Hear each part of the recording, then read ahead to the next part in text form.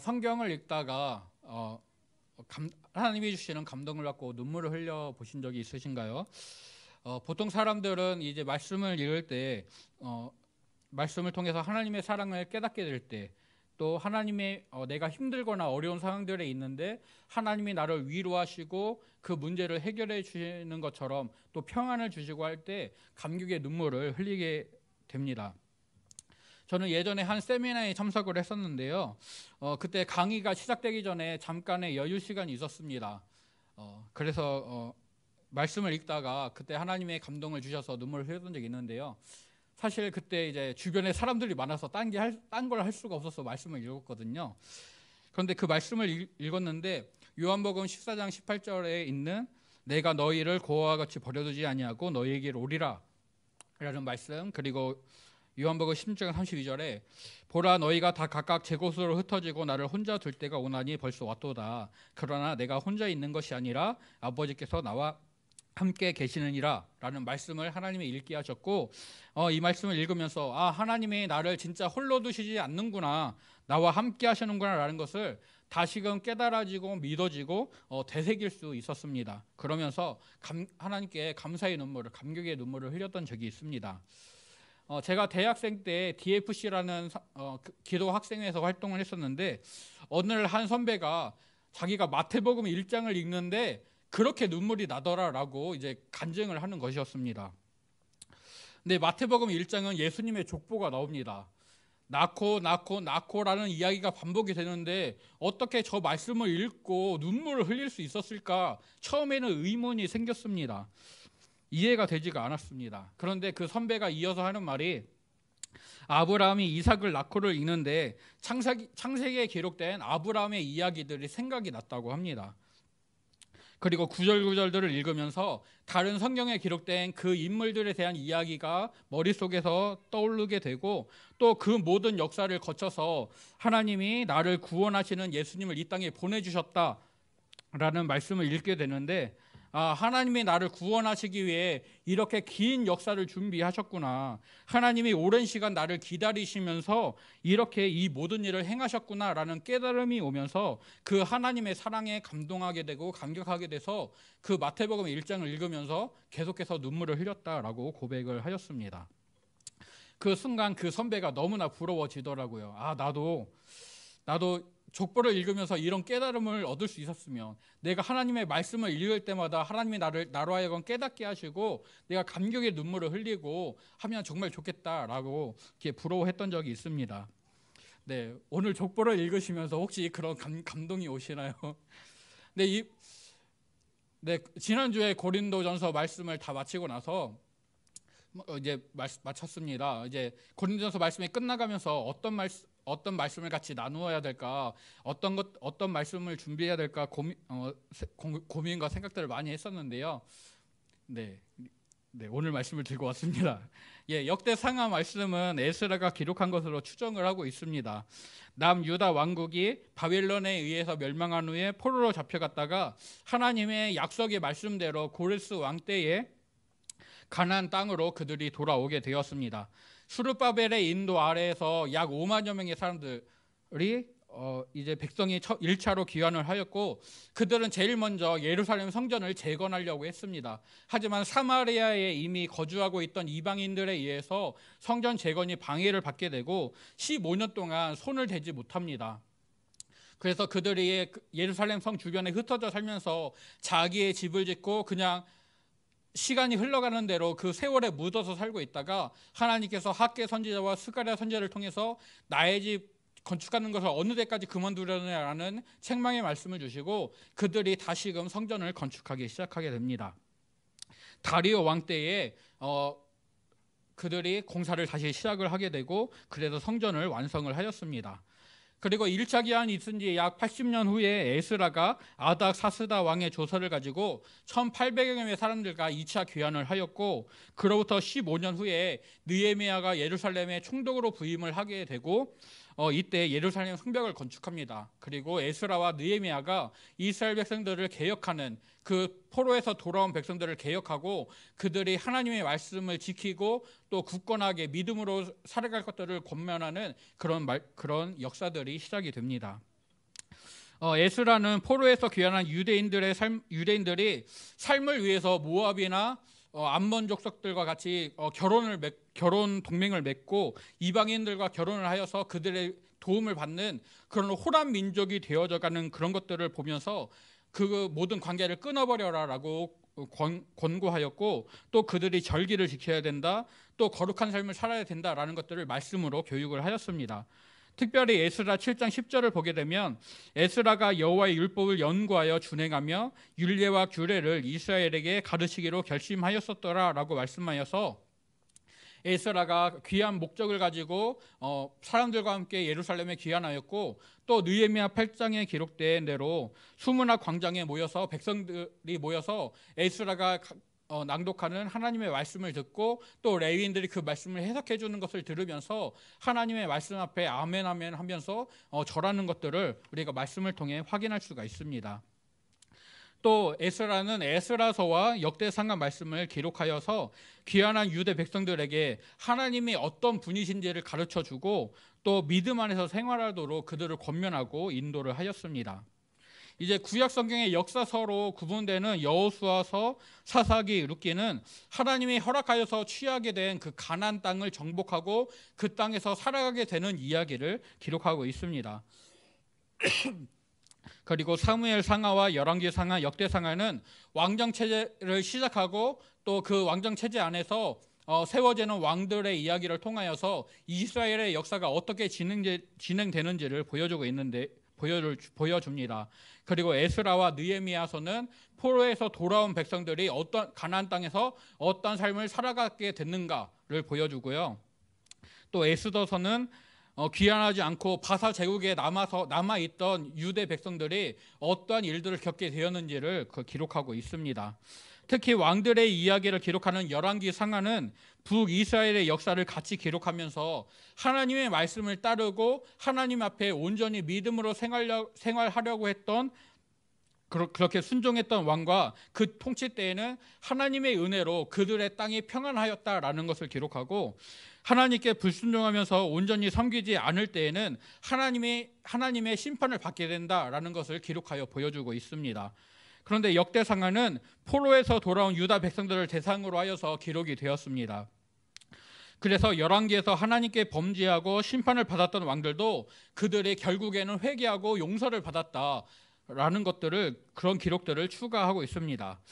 마치 줄을 하나 그어놓고 왕들의 이름을 쭉 그 옆에 나열한 다음에 열왕기는 왕들이 이 하나님의 기준에서 계속해서 벗어나려고 했다라고 고발을 하고 있고, 반대로 역대기는 왕들이 하나님이 정하신 기준에서 벗어나기는 했지만 그래도 돌아오려고 했다, 그 기준에 맞춰서 살려고 돌아오려고 했다, 그래서 하나님이 그들을 용서하시고 받아주었다라는 그런 말씀들을 그렇게 말씀을 하고 있습니다. 그래서 역대기에서는 다윗이 우리아의 아내 밧세바와 간음을 행하고 또 우리아를 죽였던 그런 사건이나 압살롬의 반역 같은 그런 다윗의 치부들을 기록하지 않습니다. 또 열왕기상 11장에서 하나님께서 솔로몬을 책망하시고 그 나라를 나누셔서 이스라엘 10개의 지파는 여로보암이라는 솔로몬의 신하에게 주실 것이다 라고 말씀하시는 그런 말씀들이 기록되지 않았습니다. 또 므낫세 같은 악한 왕도 결국은 하나님께 회개했다라는 기록을 추가하고 있고요. 여호사밧이나 히스기야, 요시야처럼 유다 왕국을 개혁했던 왕들, 그리고 성전 예배를 성전을 회복하고 그곳에서 드리는 제사를 회복했던 왕들을 높게 평가하면서 그들에 대한 이야기들을 자세하게 기록을 하고 있습니다. 이런 말씀들을 통하여서 에스라는 포로에서 귀환한 백성들이 조상들처럼 하나님의 말씀을 불순종하는 죄를 지어서는 안 된다, 그리고 성전 예배를 통하여서 하나님과 바른 관계를 맺어야 된다라는 것을 강조하고 있습니다. 그리고 결국은 백성을 용서해 주시고 다시 세워주시는 사랑의 하나님을 만나고 그 하나님을 온전히 섬겨야 된다라고 가르쳐주고 있습니다. 오늘 말씀에서 에스라는 아담으로부터 시작하는 족보로서 이 역대기 말씀을 시작을 하고 있습니다. 1절부터 4절까지 먼저 아담부터 노아까지를 10세대로 기록을 하고 있고요. 또 노아의 세 아들 셈과 함과 야벳의 이름을 언급을 합니다. 이후에 5절부터 23절까지는 야벳과 함과 셈의 자손들을 기록을 하고, 이후 24절부터 27절까지 셈부터 아브라함까지를 말하면서 아브람이 아브라함으로 이름이 바뀐 것을 말하고, 이것을 또 10세대로 10세대로 기록을 하고 있습니다. 이렇게 10세대를 기록한 다음에 조상들이다라고 하여서 이들을 통해 온 인류가, 또 이스라엘 주변의 나라들이 시작이 됐다라는 것들을 에스라는 알려주고 있습니다. 창세기 5장에 기록됐던 아담의 족보를 보게 되면 누가 몇 살에 아들 누구를 낳았다, 그리고 그를 낳은 후에 몇 년을 더 살면서 자녀를 낳았고 몇 살에 죽었다라는 형식으로 그 족보가 기록되어져 있습니다. 그래서 그들이 하나님이 말씀하신 대로 생육하고 번성하는, 하나님 말씀에 순종하는 삶을 살았다라는 것들을 족보를 통해서 말하고 있는데, 역대기의 족보는 가문이 이어지는 직계의 이름만을 기록을 하고 있습니다. 하지만 노아 때에 홍수가 있었고 노아의 세 아들을 통하여서 다시금 인류의 역사가 시작되었기 때문에 노아의 세 아들은 조상들이라는 수식어와 함께 그 이름이 셈과 함과 야벳 그 세 이름은 같이 기록이 되고 있습니다. 그리고 5절부터 7절까지 소개되는 야벳의 자손은 창세기 10장 2절부터 4절까지에 기록되어져 있는 명단과 똑같습니다. 이 명단이 똑같은 명단이 소개가 되어지고 있습니다. 그리고 창세기 10장 5절에서는 이들로부터 여러 나라 백성으로 나뉘어서 각기 언어와 종족과 나라대로 바닷가의 땅에 머물렀더라라고 말씀하여서 그리스를 비롯한 동부 유럽 지역, 그리고 중앙아시아의 북부 지역들, 그리고 이스라엘의 서쪽에 있는 지중해 근방에 있는 섬들 지역에 이 야벳의 자손이 머물러 살게 되었다라는 것을 창세기의 기록은 말씀하고 있는데, 이 역대기에서는 그런 자세한 언급은 말하지 않고 하나님께서 야벳의 자손들을 각 지역에 흩어지게 하셨고 그곳에서 자기들의 나라를 이루어 살게 하셨다라고 단순하게 언급하는 것으로 끝이 납니다. 또 8절부터 16절까지는 함의 자손이 소개되고 있습니다. 함의 자손은 아프리카 중북부 지방, 그리고 이스라엘의 동쪽에 있는 아시아 지역의 남서부 지방에 거주하는 것으로 소개가 됩니다. 그리고 17절부터 23절까지는 셈의 자손이 언급이 되고 있습니다. 셈의 계보는 아르박사스로 이어지고 그 후손 중에 에벨이 두 아들 벨렉과 욕단을 낳았다라면서 이 벨렉을 특별하게 기록을 하고 있습니다. 벨렉은 아브라함으로 이어지는 족보의 직계이고 그 아우 욕단의 계보가 이어져 나오게 됩니다. 아담으로부터 노아, 그리고 노아의 아들 셈으로부터 아브라함으로 이어지는 그 직계의 족보를 기록하면서 그 격가지처럼 노아의 아들 중에 함과 야벳의 족보를, 그리고 셈의 자손들 중에서 벨렉의 아우였던 욕단의 족보를 먼저 언급하여서 이렇게 하여서 아담의 총 자손의 그런 족보를 기록을 하고 있습니다. 이 명단들은 하나님이 정하시고 나누신 그 각 족속, 그들의 언어와 지방과 나라대로의 구분을 보여주고 있습니다. 이 함의 족보에서는 함의 족보는 창세기 10장 6절부터 18절까지의 기록과 동일합니다. 그런데 구스가 낳은 니므롯에 대한 그런 언급이 축소되어져 있습니다. 창세기에서는 니므롯이 세상의 첫 용사이다, 그리고 용감한 사냥꾼이었다, 그의 나라가 강성하여서 바벨론과 아수르의 영토, 시날 땅의 영토들을 차지했다, 그런 넓은 땅을 차지했다라는 것들을 알려줍니다. 그런데 오늘 역대기 말씀에서는 니므롯을 세상의 첫 영걸이었다라는 언급만 하고 그냥 넘어가고 있습니다. 이 니므롯은 성경의 역사에서 나타난 첫 번째 왕이었습니다. 그는 본인이 가진 사냥꾼이라는 재능으로 사람들을 이끌어서 강력한 나라를 만들었습니다. 하지만 그의 나라는 결국 사라지게 되었고 이후 수많은 나라가 그가 다스리던 시날 땅, 바벨론과 아수르에서의 땅들을 다스리면서 흥망성쇠를 반복을 하였습니다. 에스라는 세상의 첫 왕이었던 니므롯에 대해서는 간략히 언급하고 넘어감으로써 각 민족의 역사와 경계를 정하시고 운영하시는 하나님의 주권을 보여주고 있습니다. 이스라엘 주변 나라들 중에서 전통적인 강대국이었던 이스라엘 남쪽에 있던 애굽, 그리고 이스라엘 북쪽에 있었던, 그리고 니므롯이 다스리던 땅에서 출발하게 된 아수르와 바벨론 같은 강대국들이 하나님의 나라 이스라엘을 괴롭히기도 하고 정복하기도 하고 하였습니다. 하지만 그런 나라들도 바사에 멸망하게 되었고, 유다 백성들은 바사 제국이 멸망하기 이전에 바벨론에 의해서 멸망하고 포로로 잡혀갔지만 하나님의 약속의 말씀대로 바사 제국의 고레스 왕 때에 하나님이 그들에게 주신 기업 가나안 땅으로 돌아오게 되었습니다. 이스라엘을 괴롭히던 다른 나라들은 모두 멸망하였지만 이스라엘 백성들은 하나님이 택하신 이스라엘 백성들은 그들이 다시금 회복되어지고 고향으로 돌아오게 된 것입니다. 즉 역사는, 그리고 나라들의 흥망성쇠는 사람의 능력이나 어떤 재능, 다른 어떤 조건들에 따라서 이루어지는 것이 아니라 하나님의 손에 달려있고 하나님의 말씀에 따라 운영이 된다라는 것을 이 족보를 통하여서 에스라는 우리에게 알려주고 있습니다. 또 19절부터 셈의 족보가 시작이 되어지는데요. 19절에 기록된 셈의 족보에서 에벨이 아들을 낳아서 벨렉이라 이름을 지었다라고 말씀을 합니다. 그때 땅이 아니었기 때문에 벨렉이라고 이름을 지었다라고 합니다. 창세기에서도 동일하게 말씀하는데, 창세기에서는 바벨탑을 짓는 사람들을 하나님이 심판하셔서 그 언어가 나뉘고 그들을 하나님께서 온 지면에 흩으신 것들을 가리켜서 이 벨렉이라는 이름으로 말씀을 하고 있습니다. 그런데 오늘 본문에서는 유다 백성들이 바벨론 땅에 포로로 잡혀가 흩어진 것들을 또한 의미하고 있습니다.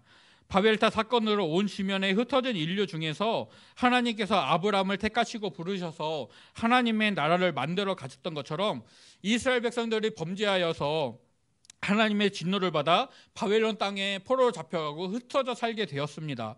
하지만 하나님이 그들을 다시 부르셔서 하나님이 약속하신 가나안 땅으로 다시금 돌아가게 하셨고, 그곳에서 성전과 성벽을 재건하고 삶을 살아가게 하셨습니다.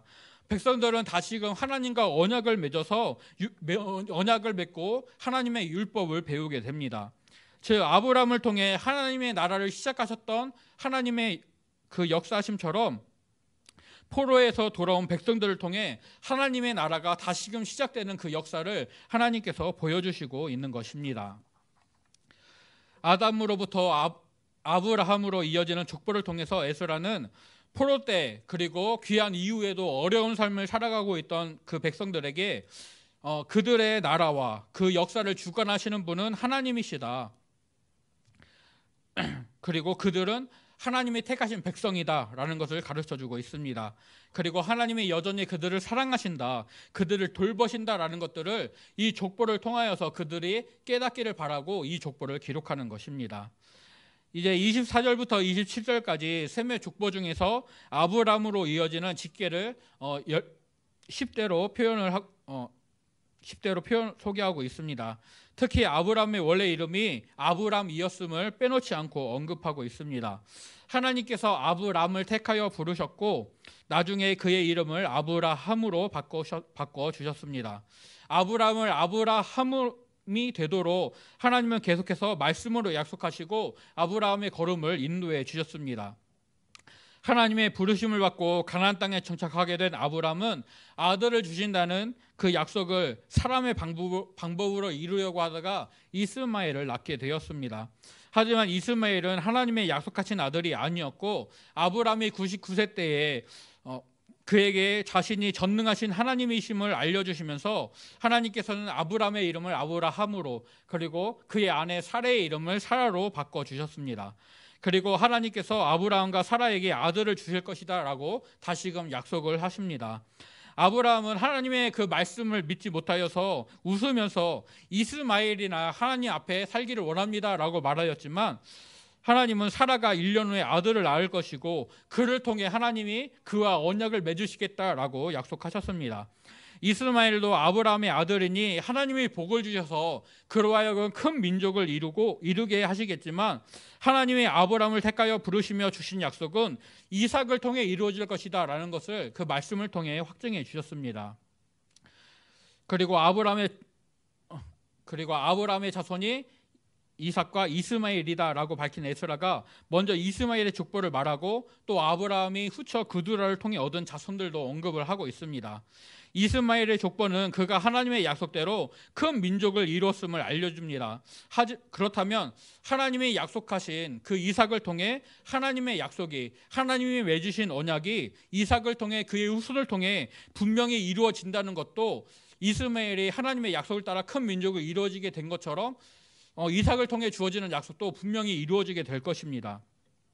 그리고 34절에 이삭의 아들이 에서와 이스라엘이었음을 말하고 35절부터 마지막 절까지 에서의 족보와 그 후손 에돔 족속의 왕을 기록합니다. 그리고 2장을 시작하면서 하나님의 약속이 아브라함, 이삭 그리고 이스라엘로 이루어지는데 그 하나님이 택하신 이스라엘의 그 자손이 언급이 되어지고 있습니다. 즉 에스라는 아브람과 아브라함이라는 두 개의 이름을 모두 말하여서 하나님이 택하시고 또 그의 인생을 인도하시고 그 아들 이삭을 통해 하나님의 언약이 확실하게 증거된 것을 먼저 알려줍니다. 이스라엘 백성들이 포로에서 돌아오기 전에 하나님은 에스겔 선지자를 통하여서 포로로 잡혀가 있는 백성들을 회복시킬 것을 말씀해 주셨습니다. 에스겔 26장 26절부터 27절을 보게 되면 또 새 영을 너희 속에 두고 새 마음을 너희에게 주되 너희 육신에서 굳은 마음을 제거하고 부드러운 마음을 줄 것이며 또 내 영을 너희 속에 두어 너희로 내 율례를 행하게 하리니 너희가 내 규례를 지켜 행할지라 라고 말씀하셨습니다. 우상을 섬기던 아브라함을 택하여 부르셔서 아브라함 되게 하신 하나님께서는 하나님께 범죄하여 포로로 잡혀갔다가 돌아온 백성들에게 새 영과 새 마음을 주셔서 하나님의 백성이 되게 하십니다. 아브라함은 아들 이삭을 하나님께 번제로 바치라는 말씀에도 순종하였습니다. 다시 하나님의 백성으로 인정받은 돌아온 백성들 또한 삶의 문제들 때문에 넘어지지 말고 그 문제들 가운데서도 그들을 사랑으로 돌보시고 인도하시는 그 하나님의 말씀에 온전히 순종해야 하는 것입니다. 이 족보를 통하여서 이 족보의 말씀을 읽으면서 연상되어지는 그 이름들을 통하여서 에스라는 이스라엘 백성들이 이것들을 깨닫고 그들의 삶에서 되새기기를 기대하였습니다. 그래서 아담에서 시작하는 족보를 먼저 기록하고 있습니다. 하나님의 백성들은 그 기원이 아담으로부터 시작하여서 아브라함으로 이어집니다. 아브라함에게서 이삭이 그리고 이삭에게서 이스라엘이 태어났습니다.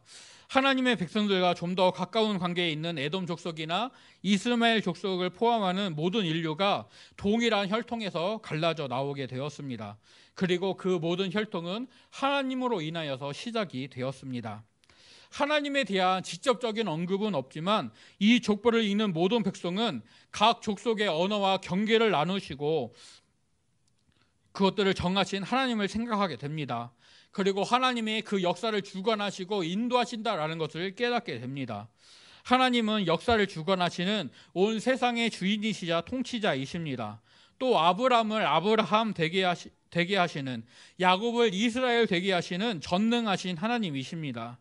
또 포로로 잡혀갔던 백성들을 다시금 돌아오게 하시는 사랑의 하나님이십니다.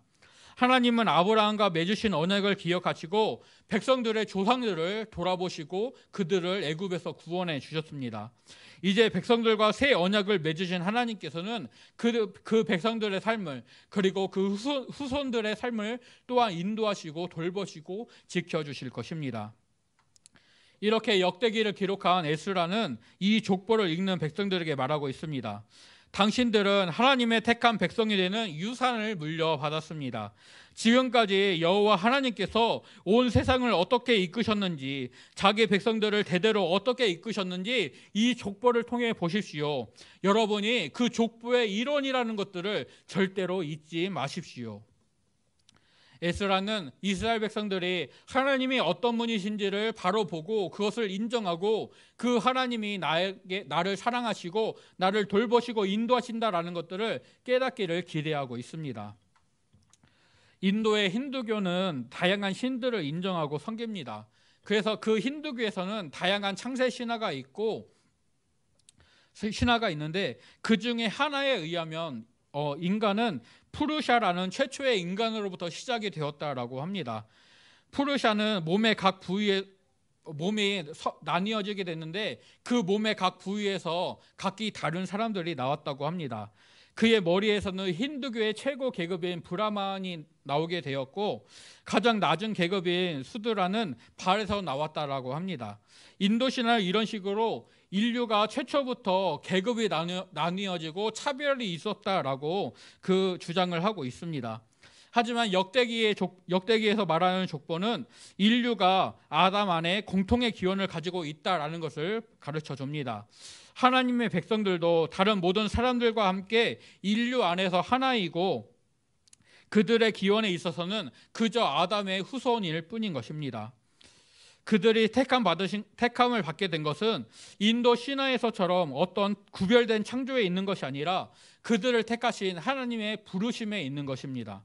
하나님께서 아브라함을 택하여 부르셨고 그 아브라함을 통하여서 하나님의 약속이 주어지고 그 약속이 이삭에게 그리고 이삭의 아들 야곱에게 주어졌고 그 야곱은 하나님이 이스라엘로 이름을 바꿔주시고 그 이스라엘의 아들들을 통하여서 이스라엘 나라가 시작이 되어집니다.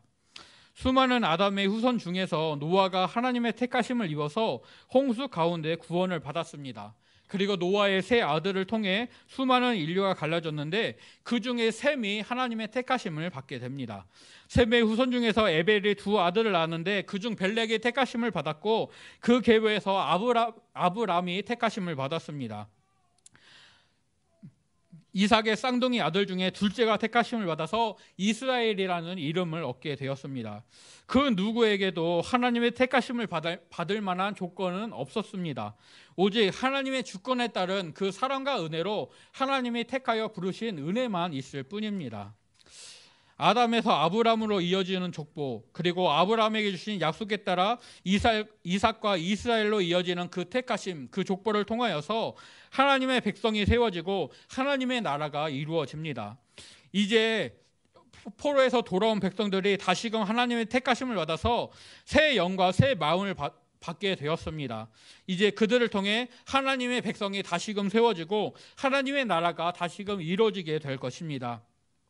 이렇게 역대기는 돌아온 백성들에게 그들을 택하시고 역사를 주관하시는 그 하나님을 이 족보를 통하여서 알려주고 있습니다. 동일하게 우리 또한 하나님의 택함을 받을 만한 아무런 자격을 갖고 있지 않습니다. 오직 하나님께서 은혜로 나를 택하여 불러주셨고 믿음을 주셔서 하나님의 자녀가 되게 하셨습니다. 오직 하나님의 사랑과 은혜에 의하여서 우리가 하나님 소속이 된 것입니다. 하나님은 나를 위해 그리고 우리의 믿음의 동역자들을 위하여서 오랜 시간 역사를 주관하시고 주 예수 그리스도를 우리에게 보내주셨습니다. 제가 청년 때 김수지라는 CCM 가수가 있었고 이 가수가 이 시간 너의 맘속에라는 찬양을 불렀습니다. 이 찬양이 결혼식 축가로도 많이 불려졌었는데요. 이 찬양을 사실 오늘 예배 전에 같이 찬양을 하고는 싶었는데 뒤에 후렴이 너무 음이 높아서 제가 부를 수가 없더라고요. 네, 그래서 가사만 적어 왔습니다. 그 가사 중에 일부분이 하나님은 너를 사랑해 얼마나 너를 사랑하시는지 너를 위해 저 별을 만들고 세상을 만들고 아들을 보냈네. 오래전부터 널 위해 준비된 하나님의 크신 사랑 너의 가는 길 주의 사랑으로 주의 사랑 가득하기를 축복해 라는 구절이 있습니다. 하나님께서 자격 없는 나를 위하여서 놀라운 사랑을 베풀어 주셨습니다. 우리의 믿음 생활 가운데 이 놀라운 하나님의 사랑이 늘 풍성하기를 간절히 소원합니다. 우리 하나님은 역사를 주관하시는 사랑의 하나님이십니다. 나를 향한 그 놀라운 사랑 안에서 하나님의 전능하심과 그 주관하시는 역사를 우리가 누릴 수 있게 되기를 간절히 소원합니다. 그리하여서 오직 주님만을 의지하고 주님과만 동행하는 그래서 주님께 나의 모든 것을 맡기고 그 안에서 참 위로와 참 평안을 얻게 되는 저와 성도님들이 될 수 있기를 간절히 소원합니다. 하나님은 역사를 주관하시고 하나님의 택하신 백성들을 위하여서 그 역사를 만들어 가십니다. 또 하나님이 세우신 사람들을 통하여서 하나님의 백성들을 지키시고 그들의 삶을 인도하십니다. 선지자들을 통하여서 왕을 통하여서 하나님께서 역사를 그렇게 만들어 가시고 인도해 주셨습니다. 이제 우리의 삶도 하나님의 손 아래에 있음을 우리가 분명히 기억하면서 또 믿음으로 고백하면서 에스라가 이 족보를 통하여서 이스라엘 백성들에게 하나님은 이렇게 전능하신 모든 것을 다스리시는 또 우리를 사랑하시는 하나님이다. 이 하나님 앞에 온전히 믿음으로 서자라고 권면하는 것을 기억하고 우리 또한 하나님이 어떤 분이신지를 기억하고 그 하나님 앞에 믿음으로 바로 설 수 있게 되기를 간절히 소원하고 축복합니다.